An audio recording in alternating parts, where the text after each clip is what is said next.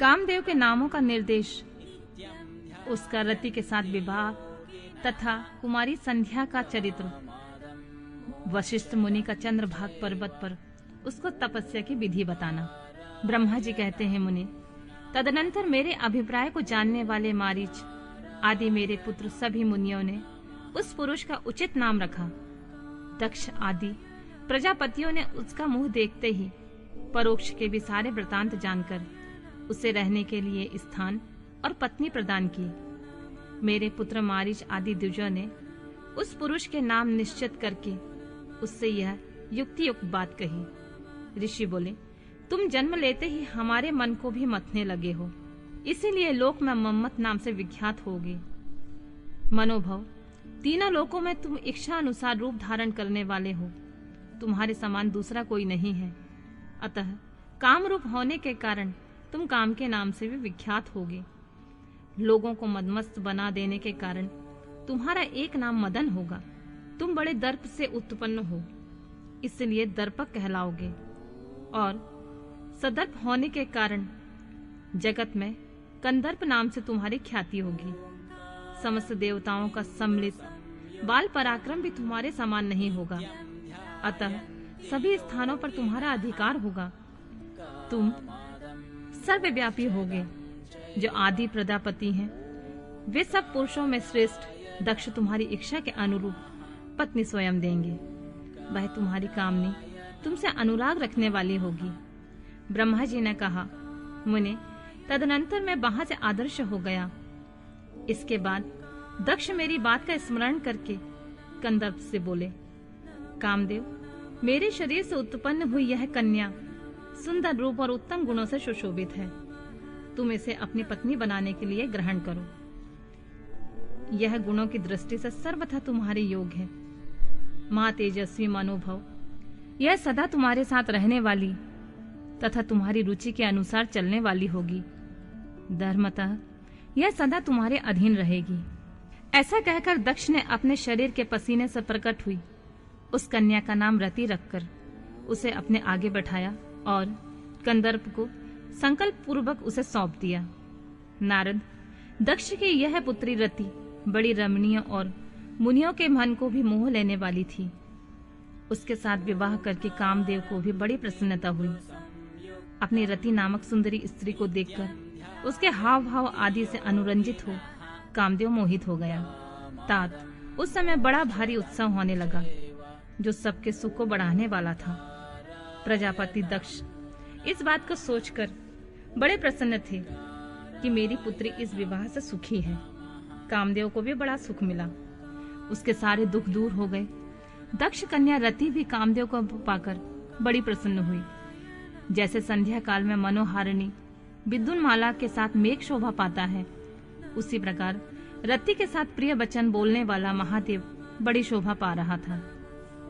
इस प्रकार रति के प्रति भारी मोह से युक्त रतिपति कामदेव ने उसे उसी तरह अपने हृदय के सिंहासन पर बैठाया, जैसे योगी पुरुष योग विद्या को हृदय में धारण करता है। इसी प्रकार पूर्ण चंद्रमुखी रति भी उस श्रेष्ठ पति को पाकर इस तरह सुशोभित हुई, जैसे श्री हरि को पाकर चंद्रनायना लक्ष्मी शोभा पाती है। सूत जी कहते हैं, ब्रह्मा जी का यह कथन सुनकर मुनिश्रेष्ठ नारद मन ही मन बड़े प्रसन्न हुए और भगवान शंकर का स्मरण करके हर्ष पूर्वक बोले, महाभाग, विष्णु शिष्य, महामते, विधाता, आपने चंद्रमौली शिव की अद्भुत लीला कही है। अब मैं यह जानना चाहता हूँ कि विवाह के पश्चात जब कामदेव प्रसन्नता पूर्वक अपने स्थान को चला गया, दक्ष भी अपने घर को पधारे तथा आप और आपके मानस पुत्र भी अपने अपने धाम को चले गए, तब पितरों को उत्पन्न करने वाली ब्रह्म कुमारी संध्या कहाँ गई? उसने क्या किया? किस पुरुष के साथ उसका विवाह हुआ? संध्या का यह सब चरित्र विशेष रूप से बताइए। ब्रह्मा जी ने कहा, मुने, संध्या का यह शुभ चरित्र सुनो, जिसे सुनकर समस्त कामनियां सदा के लिए सती साध्वी हो सकती हैं। वह संध्या जो पहले मेरी मानस पुत्री थी, तपस्या करके शरीर को त्याग कर मुनि श्रेष्ठ मेघातिथि की बुद्धिमती पुत्री होकर उत्तम व्रत का पालन करके उस देवी ने ब्रह्मा विष्णु और महेश्वर के कहने से श्रेष्ठ व्रतधारी महात्मा वशिष्ठ को अपना पति चुना। वह सौम्य स्वरूप देने वाली देवी तथा सबकी वंदनीय और पूजनीय श्रेष्ठ पतिव्रता के रूप में विख्यात हुई। नारद जी ने पूछा, भगवान, संध्या ने कैसे, किस लिए और कहाँ तप किया? किस प्रकार शरीर त्याग कर वह मेघातिथि की पुत्री हुई? ब्रह्मा, विष्णु और शिव, इन तीनों देवताओं के बताए हुए श्रेष्ठ व्रतधारी महात्मा वशिष्ठ को उसने किस तरह अपना पति बनाया? पितामह, यह सब मैं विस्तार के साथ सुनना चाहता हूँ। अरुंधति के इस कौतूहल पूर्ण चरित्र को आप यथार्थ रूप में वर्णन कीजिए। ब्रह्मा जी ने कहा, मुने, संध्या के मन में एक बार सकाम भाव आ गया था। इसलिए उस साध्वी ने निश्चय किया कि वैदिक मार्ग के अनुसार मैं अग्नि में अपने इस शरीर की आहुति दे दूंगी। आज से इस भूतल पर कोई भी देहधारी उत्पन्न होते ही काम भाव से युक्त ना हो। इसके लिए मैं कठोर तपस्या करके मर्यादा स्थापित करूंगी। तरुणावस्था से किसी पर भी काम का प्रभाव नहीं पड़ेगा, ऐसी सीमा निर्धारित करूंगी। इसके बाद इस जीवन को त्याग दूंगी। मन ही मन ऐसा विचार करके संध्या चंद्रभागा नामक उस श्रेष्ठ पर्वत पर चली गई, जहां से चंद्रभागा नदी का प्रादुर्भाव हुआ। मन में तपस्या का दृढ़ निश्चय लेकर संध्या उस श्रेष्ठ पर्वत को गई हुई जानकर मैंने अपने समीप बैठे हुए वेद वेदांगों के पारंगत विद्वान, सर्वज्ञ, जितात्मा और ज्ञान योगी पुत्र वशिष्ठ से कहा, बेटा वशिष्ठ, मन तपस्विनी संध्या तपस्या की अभिलाषा से चंद्रभागा नामक पर्वत पर गई है। तुम जाओ और उसे विधि पूर्वक दीक्षा दो। तात वह तपस्या के भाव को नहीं जानती है, इसलिए जिस तरह तुम्हारे यथोचित उपदेश से उसे अभीष्ट लक्ष्य की प्राप्ति हो सके, वैसा प्रयत्न करो। नारद, मैंने दया पूर्वक जब वशिष्ठ को इस प्रकार की आज्ञा दी, तब वे जो आज्ञा कहकर एक तपस्वी ब्रह्मचारी के रूप में संध्या के पास गए। चंद्रभागा पर्वत पर एक देव सरोवर है, जो जलाशयोचित गुणों से परिपूर्ण हो मानसरोवर के समान शोभा पाता है। वशिष्ठ ने उस सरोवर को देखा। उसके तट पर बैठी हुई संध्या पर भी दृष्टिपात किया। कमलों से प्रकाशित होने वाला वह सरोवर तट पर बैठी हुई संध्या से उपलक्षित हो उसी तरह सुशोभित हो रहा था, जैसे प्रदोष काल में उदित चंद्रमा और नक्षत्रों से युक्त आकाश शोभा पाता है। सुंदर भाव वाली संध्या को वहां बैठी देख मुनि ने कौतूहल पूर्वक उस ब्रह्मोल्लित नामक सरोवर को अच्छी तरह से देखा। उसी प्रकार भूत पर्वत के शिखर से दक्षिण समुद्र की ओर जाती हुई चंद्रभागा नदी के भी उन्होंने दर्शन किए। जैसे गंगा हिमालय से निकलकर समुद्र की ओर जाती है, उसी प्रकार चंद्रभागा के पश्चिम शिखर का भेदन करके वह नदी समुद्र की ओर जा रही थी। उस चंद्रभागा पर्वत पर ब्रह्मोल्लित सरोवर के किनारे बैठी हुई संध्या को देखकर वशिष्ठ जी ने आदर पूर्वक कहा, भद्रे, तुम इस निर्जन पर्वत पर किस लिए आई हो? किसकी पुत्री हो? तुमने यहाँ क्या करने का विचार किया है? यह सब मैं सुनना चाहता हूँ। यदि छिपाने योग्य बात ना हो तो बताओ।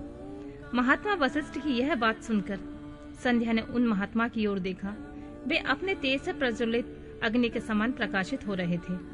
उन्हें देखकर ऐसा जान पड़ता था मानो ब्रह्मचर्य देह धारण करके आ गया हो। वे मस्तक पर जटा धारण किए हुए बड़ी शोभा पा रहे थे। संध्या ने उन तपोधन को आदर पूर्वक प्रणाम करके कहा, ब्राह्मण, मैं ब्रह्मा जी की पुत्री हूँ। मेरा नाम संध्या है। मैं तपस्या करने के लिए इस निर्जन पर्वत पर आई हूँ। यदि मुझे उपदेश देना आपको उचित जान पड़े तो मुझे तपस्या की विधि बताइए। मैं यही करना चाहती हूँ, दूसरी कोई भी गोपनीय बात नहीं है। मैं तपस्या के भाव को, उसके करने के नियम को बिना जाने ही तपोवन में आ गई हूँ। इसलिए चिंता से सूखी जा रही हूँ और मेरा हृदय कांपता है। संध्या की बात सुनकर ब्रह्म वेताओं में श्रेष्ठ वशिष्ठ जी ने, जो स्वयं सारे कार्यों के ज्ञाता हैं, उससे दूसरी कोई बात नहीं पूछी। वह मन ही मन तपस्या का निश्चय कर चुकी थी और उसके लिए अत्यंत उद्यमशील थी। उस समय वशिष्ठ ने मन में भक्त वत्सल भगवान शिव का स्मरण करके उसे इस प्रकार कहा, बोले, शुभानने, जो सबसे महान और उत्कृष्ट तेज है, जो उत्तम और महान तप है तथा जो सबके परम आराध्य परमात्मा है, उन भगवान शंभु को तुम हृदय में धारण करो, जो अकेले ही धर्म, अर्थ, काम और मोक्ष आदि के आदिकारक हैं और त्रिलोकी के आदि दृष्टा अद्वितीय पुरुषोत्तम शिव का भजन करो। आगे बताए जाने वाले मंत्र से देवेश्वर शंभु की आराधना करो, उससे तुम्हें सब कुछ मिल जाएगा, इसमें कोई संशय नहीं है। ओम नमः शंकराय ओम। इस मंत्र का निरंतर जाप करते हुए मौन तपस्या आरंभ करो। जो मैं नियम बताता हूँ उसे सुनो। तुम्हें मौन रहकर ही स्नान करना होगा। मौनालंबक पूर्वक के ही महादेव की पूजा करनी होगी। प्रथम 2 बार छठे समय तुम केवल जल का पूर्ण आहार कर सकती हो। जब तीसरी बार छठा समय आए तो केवल उपवास किया करो। इस तरह तपस्या के समाप्ति तक छठे काल में जल आहार और उपवास क्रिया होती रहेगी। देवी, इस प्रकार की जाने वाली मौन तपस्या ब्रह्मचर्य का फल देने वाली तथा संपूर्ण अभीष्ट मनोरथों को पूर्ण करने वाली होती है। यह सत्य है, सत्य है, इसमें कोई संशय नहीं है। अपने चित्त में ऐसा शुभ उद्देश्य लेकर इच्छा अनुसार शंकर जी का चिंतन करो। वे प्रसन्न होने पर तुम्हें अवश्य यह अभीष्ट फल प्रदान करेंगे।